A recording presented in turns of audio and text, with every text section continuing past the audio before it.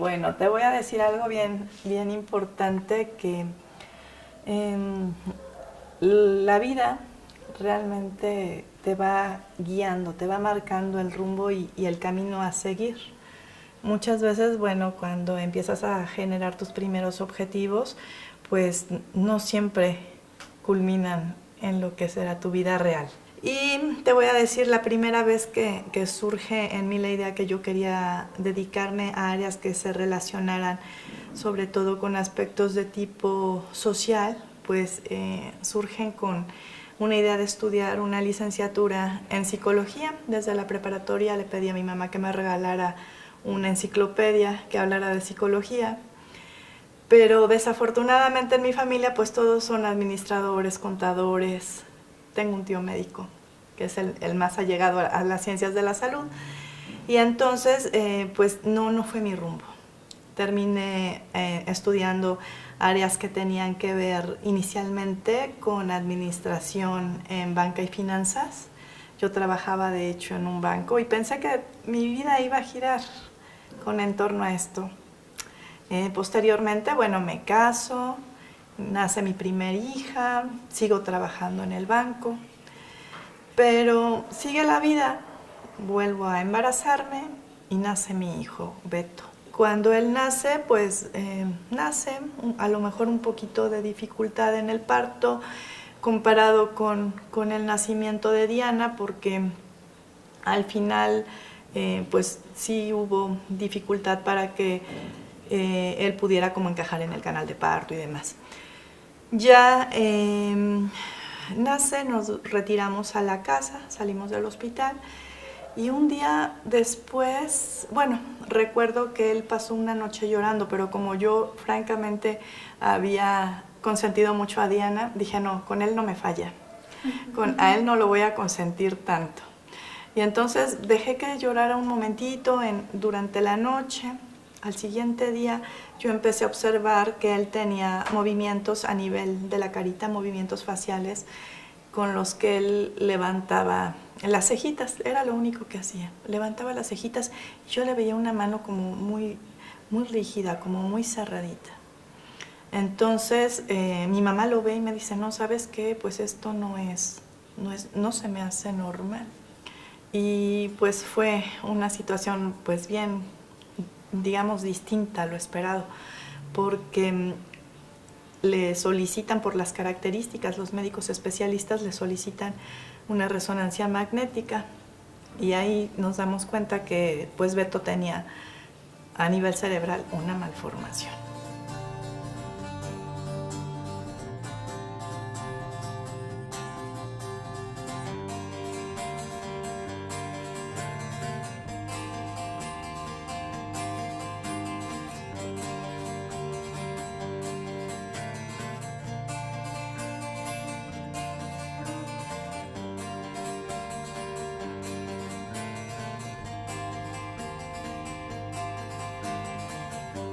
Me llamo Mariana y nací 2 veces.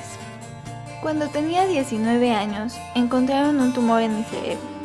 Tan solo unos días después, pasé por una complicada cirugía y un paro cardiorrespiratorio que me cambiaron para siempre. Los doctores estuvieron 23 minutos intentando resucitarme hasta que por fin regresé a la vida, a esto que me gusta llamar mi segundo nacimiento. Más de 7 años después, tras una serie de aprendizajes, renovación y crecimiento, he decidido emprender una nueva búsqueda. Para aprender a ver la vida desde nuevas miradas, conversaré con personas que, como yo, han vivido sus propios momentos de transformación. Cada conversación será un nuevo episodio que demostrará el profundo amor por la vida que nos une como seres humanos. Descubriré que cuando abrimos nuestro corazón a los demás, nos conocemos a nosotros mismos de maneras en las que nunca imaginamos. Y que día a día somos capaces de construir y reconstruir nuestras vidas.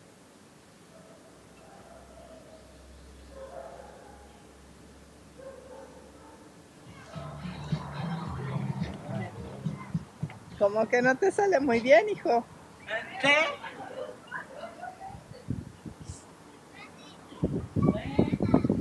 Hace mucho aire.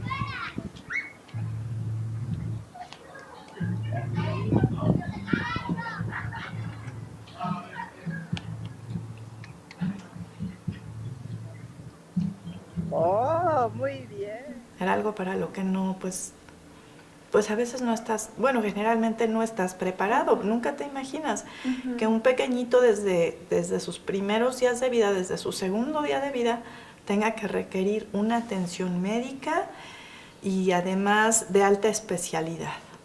Seguimos recordando, estaba en un banco, no sabía nada de lo que se relacionaba con áreas de la salud y pues era, no sé, era difícil de comprender.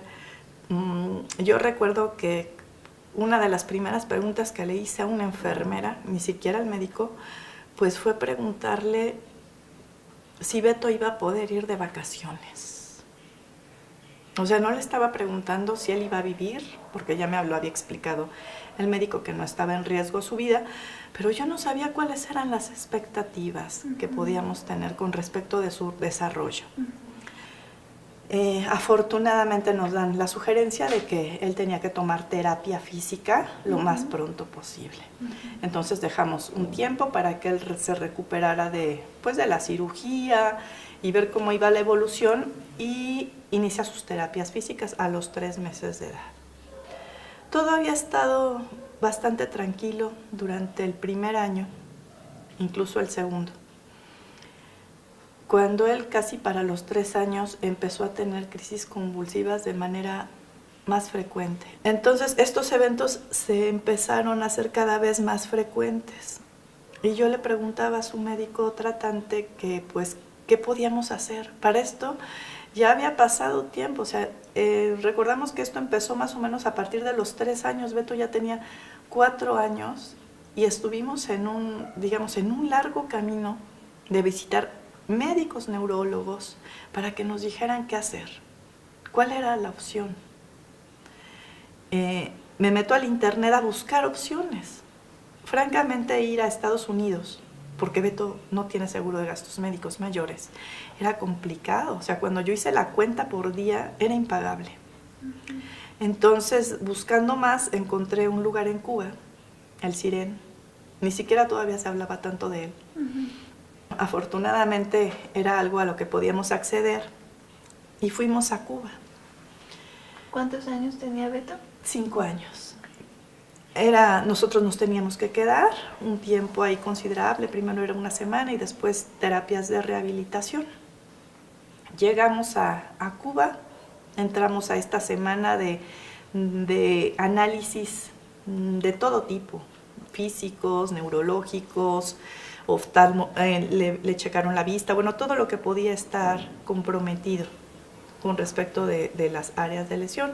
Ya que lo estudian, ahí cada mañana pasaba un equipo integral conformado como de 7 especialistas a darte como el parte médico, ¿no? ¿Qué evolución había tenido? O cuando se terminaron los estudios o cuando se estaban llevando a cabo, ¿qué estaba sucediendo?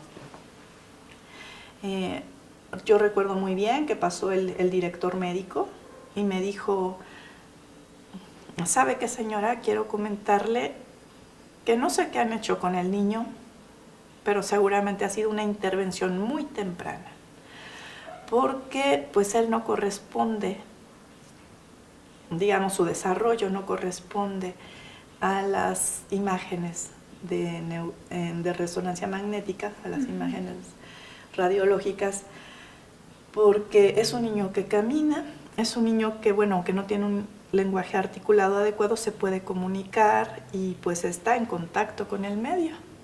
Él, francamente, era para que fuera un niño que no controlara esfínteres y que prácticamente fuera un vegetal.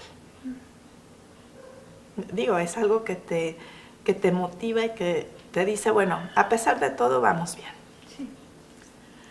Nos hubiéramos querido quedar un año, pero era imposible. Sí. Tenías que regresar a tu país. Es más, allá me decían, pues si quieres tú te puedes ir a tu país y lo dejas aquí con una familia y esa familia se hace cargo de él. Claro, tú tenías que pagar y lo van a llevar a sus terapias y todo lo que él necesite. Y yo, bueno, en ese tiempo, te digo, todavía con esta inexperiencia a nivel de, pues, de toda la parte médica. Digo, bueno, pues considero que sí es muy importante que tenga él rehabilitación, pero también considero que es importante para su desarrollo emocional, su familia. Claro. Y entonces es que yo digo, bueno, no considero que esta sea una opción que realmente vaya a contribuir a un desarrollo integral. Nos regresamos. ¿Cuánto tiempo estuvieron allá? Pues, alrededor de 2 meses. Okay. Estando aquí en Puebla, pues francamente era difícil encontrar una escuela donde pudieran aceptarlo con todas las características que él presentaba en ese momento. Nadie te orienta y te dice, vas a requerir una escuela de educación especial. Solamente hablábamos de terapias. No estábamos hablando ahora del qué sigue en cuanto a lo académico. Bueno, afortunadamente ya lo inscribo en una escuela, y esa escuela un día nos dice, ¿saben qué? Los apoyos que tenemos nos los van a quitar y vamos a cerrar la escuela. Entonces fue buscar otra escuela que fuera un lugar donde lo aceptaran, porque en todos los lugares a donde yo iba, pues no tenía la experiencia y pareciera que te estaban haciendo el favor de aceptarlo. De tratar de, pues en ese momento no se hablaba de integración educativa ni de inclusión educativa, apenas empezaba a hablar.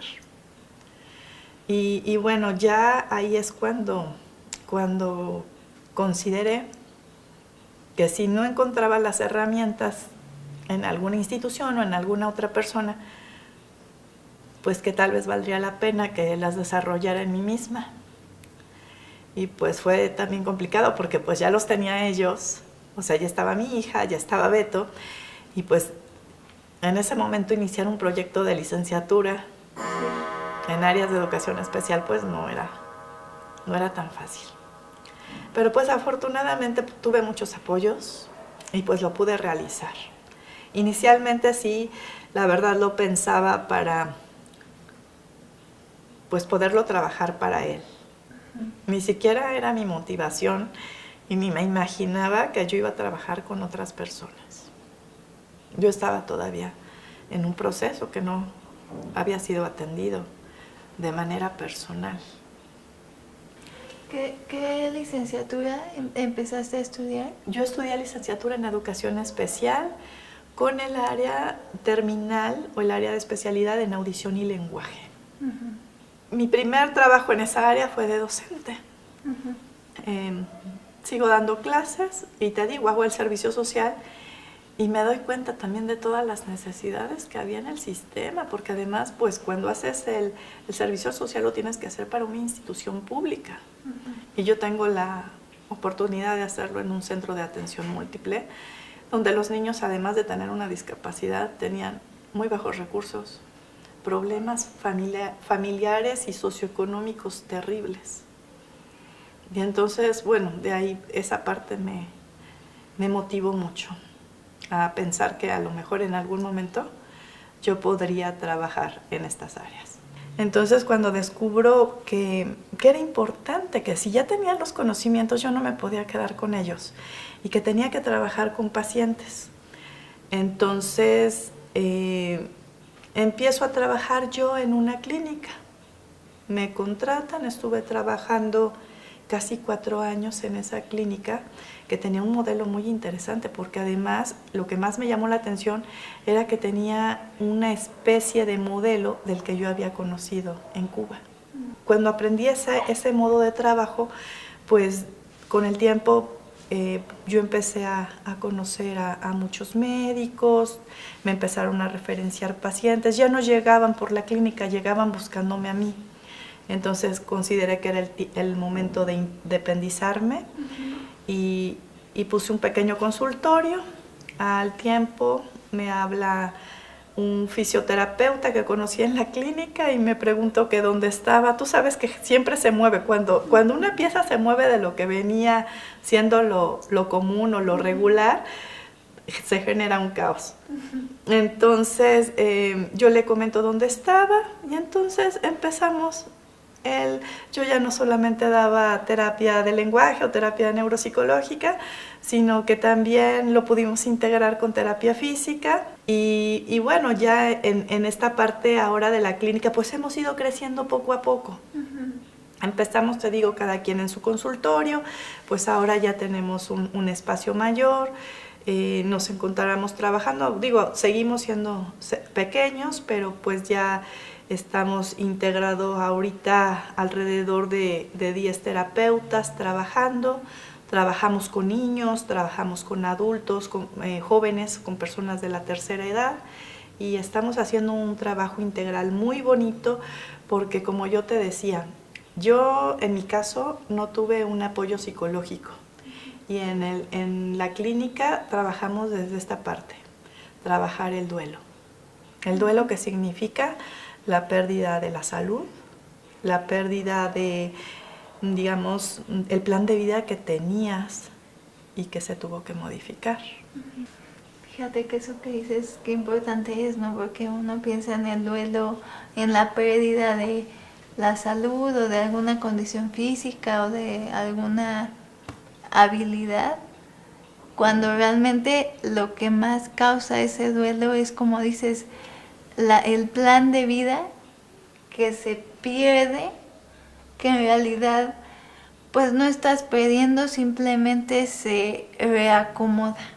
Cuando tú decides entrar a esta nueva licenciatura, como en tu motivación principal era Beto, y era poder ayudarlo y poder como desenvolverte mejor con él. Pero al mismo tiempo mencionaste que tú misma estabas en un proceso personal que pues también tenías que trabajar. ¿Cómo fue esta evolución en ti misma de pues también darte algo a ti, ¿no? Como esta nueva licenciatura, que a lo mejor fue incluso regresar a algo que ya traías tú metida desde antes, ¿no? Desde que le pediste a tu mamá tu Sí. enciclopedia. Así es. Entonces, ¿cómo fue esta evolución en cuanto a tener una motivación en Beto, pero al mismo tiempo desarrollarte tú personalmente en este proyecto que acaba desembocando en una ayuda mucho más grande a mucho más personas, incluso fuera de tu núcleo familiar? Pues yo lo que tenía para esta motivación era estrés. En ese momento yo no podía decir o poder sentir que era la oportunidad que me estaba presentando la vida para retomar áreas que a mí me habían interesado, pues en todavía mi formación de adolescente.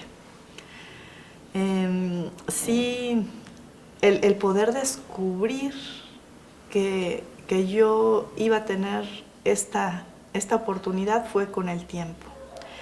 Yo te decía esta parte, ¿no? Yo no tuve, bueno, ni yo ni nadie de la familia tuvimos una atención donde se nos hablara del duelo, donde se nos hablara de la aceptación de una nueva condición a nivel familiar. Pero al menos en mí, pues a mí francamente quien me fue sanando, considero yo, fue también el mismo estudio de la licenciatura. Eso fue lo que me ayudó, porque no pude acceder a ninguna terapia donde tratáramos el tema con respecto del nacimiento y de las situaciones de salud en Beto.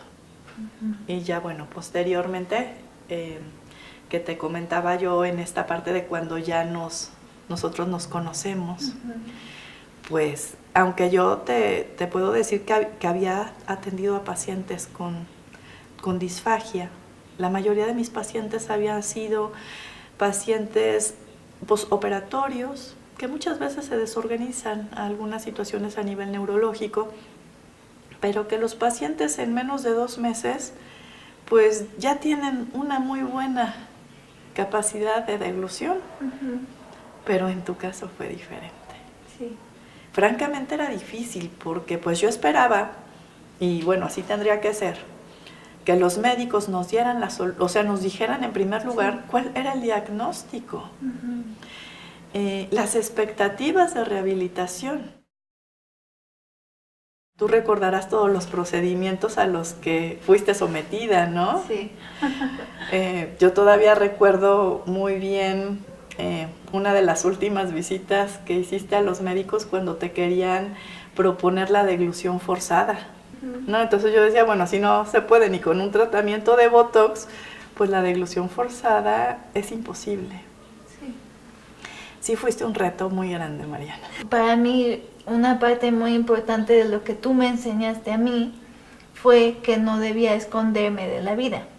Y eso es algo que siempre se me va a quedar bien, bien grabado, porque yo me acuerdo que justamente con todo esto de la deglución, como no podía pues comer nada por la boca, yo no me sentaba en la mesa con mis papás o con mi familia o con nadie. Yo, cuando los demás comían, yo me iba a mi cuarto o a donde fuera a encerrarme para no ver a los demás comiendo.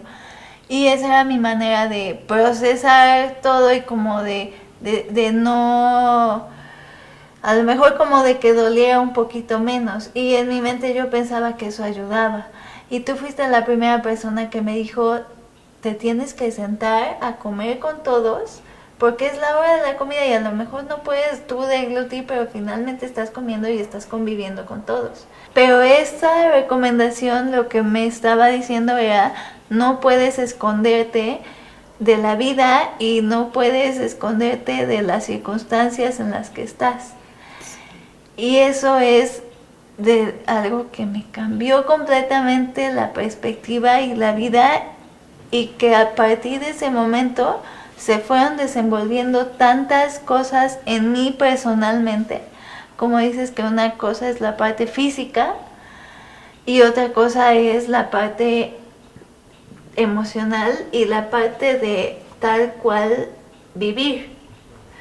Y bueno, aquí ya tendríamos que hablar de algunas otras cosas, donde entran situaciones de cómo el ser humano tiene esta capacidad para desarrollar fortaleza, a pesar de situaciones de vida que te pueden estar diciendo, pues ya, ¿no? Retírate o cambia tus ideas o modifica tus objetivos o anula tus objetivos en la vida. Pero tú has crecido de una manera impresionante, ¿no? Y considero que tiene que ver con esta capacidad de poder generar resiliencia. Pues además de haber logrado un impacto a nivel emocional en ti, considero que la calidad de vida que tú tienes en este momento pues rebasa cualquier expectativa que hubiésemos podido pensar, ¿no? Porque creo que tenías opciones muy cómodas.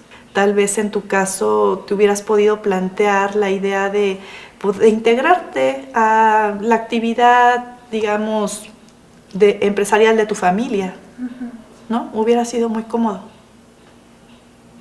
Y tú buscaste perseguir y alcanzar tus sueños.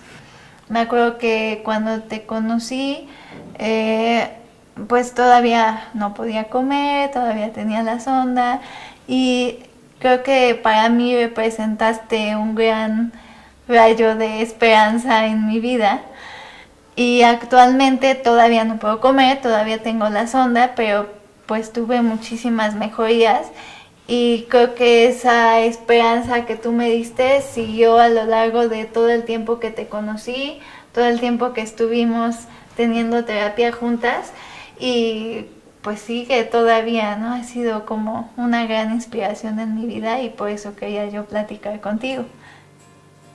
Conocí a Claudia en mi búsqueda por una terapeuta de deglución, cuando lo que más deseaba en la vida era que desapareciera mi disfagia para poder volver a comer. Nunca me imaginé que sería la disfagia misma la que me enseñaría tantas cosas sobre quién soy. Así como Claudia no se imaginaba que el nacimiento de Beto la llevaría a construir una vida tan plena. Nadie puede prever las sorpresas del camino delante, ni tiene en sus manos el poder de controlar los resultados. Lo único que podemos hacer es actuar de la mejor manera posible conforme a nuestras circunstancias. De modo que, cuando miremos hacia atrás, nos demos cuenta de cuánto hemos crecido en el camino, de cuántas posibilidades se nos han presentado con el paso del tiempo. ¿Qué pasaría si todos abriéramos nuestros corazones y encontráramos en ellos el potencial de cumplir nuestros sueños? Si fuéramos todos Claudia y aprendiéramos a ver las oportunidades ocultas de la vida.